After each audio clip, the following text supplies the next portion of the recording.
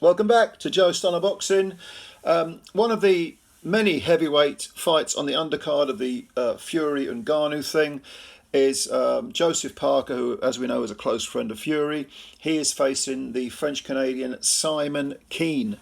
And I think if Parker has something left, and it would seem that he has, then I think he should be able to deal with Keane. But let's go through the possibilities. As you know, Parker fought Joe Joyce in September of 2022, but since then he's had two comeback fights. One against Jack Massey, which went the distance, which surprised a few people. A lot of people were saying Parker should get rid of Massey in 4 or 5 rounds. I think that was roughly my prediction. I can't remember offhand. I said mid-rounds, but Massey went the distance. That was in the start of this year, January, February, I think. And that was over in Manchester, if memory serves. Since then, he's fought once more. He had a 1-round knockout of a guy called Fega Obelu. That was back in Melbourne, in Australia. But at least he's been keeping busy. You know, not great opposition, but, you know, a bad knockout by Joyce. He took a beating in that fight. Joyce, at the time, of course, was undefeated. So you can't really blame Parker for, for sort of edging back into it. But you know, I'm definitely a believer in keeping fighters busy. Keeping them, the tools sharpened, even if it's against lesser opposition. Now, Simon Keane, 34 years old, I think, 6'5", French Canadian. He has fought almost all of his contests in Canada. I want to say he had a fight somewhere else. I don't know, it was in Mexico or Colombia or something at one point. But definitely, homegrown, shall we say. His last fight was in March of this year, and he fought Eric Molina, who we know about. And as usual, the always frustrating Molina showed flashes of what he could do if only he would stay dedicated and stay in shape. And at one point, he even tagged Keane and shook him a little bit. I think it was a 5th or 6th round. And showed, that a good jab and some slick skills will give Keane some problems.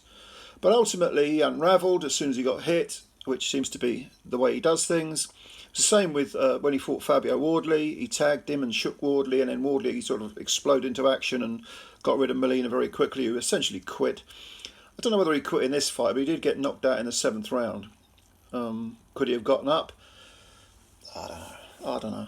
I mean, I wouldn't trust Molina. I don't think he's got that much desire. Puts in a few rounds and then that's his lot.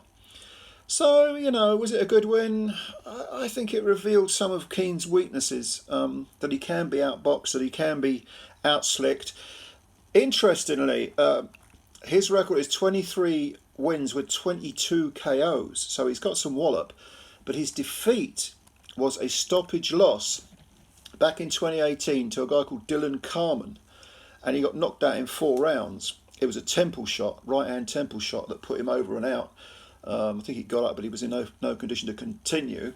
And then 2 fights later, he fought Carmen again and knocked him out in 3 rounds. So he kind of, his normal service was resumed. But there's no doubt they were sort of prepping him to be a big heavyweight hope in Canada. And he got done. He has a win over an ancient, absolutely ancient Sergei Lakovic. That was in 2019. I mean, I remember Lakovic being blitzed by Wilder in 1 round. God knows when that was. It was 10 years ago. So I don't know why he's still fighting, but yeah. It wasn't. Did I say 1 round? I mean, it was actually 10 rounds. 10 rounds. I'm thinking of the Wilder fight. Wilder got rid of him in a round.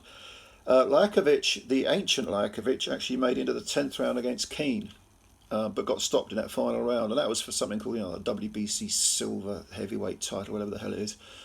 So they're kind of bringing him on. How's he going to get on against Parker then?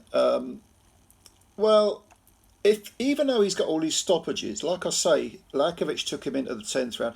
Shondell Winters, who you may remember fought Hughie Fury and Babbage, he lasted into the 9th round against Keane. So Keane has got these knockouts, but against guys who you would think he would get rid of early, but he kind of he's prone to being outboxed, even though he's an aggressive fighter, and he doesn't do anything wrong. He just does everything basically, kind of conventionally. And someone like Winters, you think he would be getting rid of him in 3 or 4 rounds, but he lasted into the ninth. And like I say, Molina gave him problems as well, Eric Molina. But so how's he going to get on against Parker? Well, I think Parker, unless Parker is really on the downside of his career, and that he is 31 now, Parker. Unless the Joe Joyce knockout took a ton out of him, and I don't think it did, I don't see Parker losing this fight at all. I think Parker's skills are too much. I think he hits pretty hard himself. I think he's a more precise puncher. I think he's more controlled. He's got more variety. So I see Keane coming out early, trying to put it on Parker, trying to use the aggression, make Parker fight at a pace he doesn't like to kind of sap some energy. I don't see it working though. I think Parker will be able to actually bully him. If I was Parker, I'd stick to my skills early on, maybe for the first 2 or 3 rounds, and then start unloading, just to be on the safe side.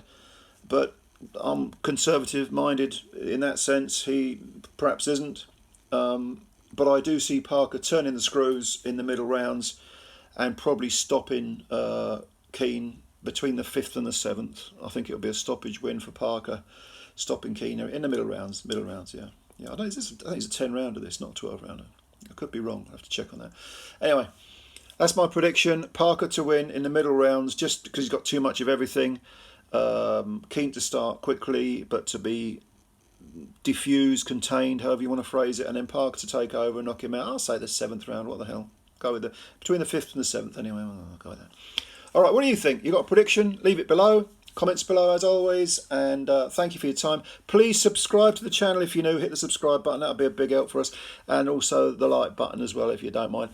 I always appreciate your time. Looking forward to reading your comments, and bye for now.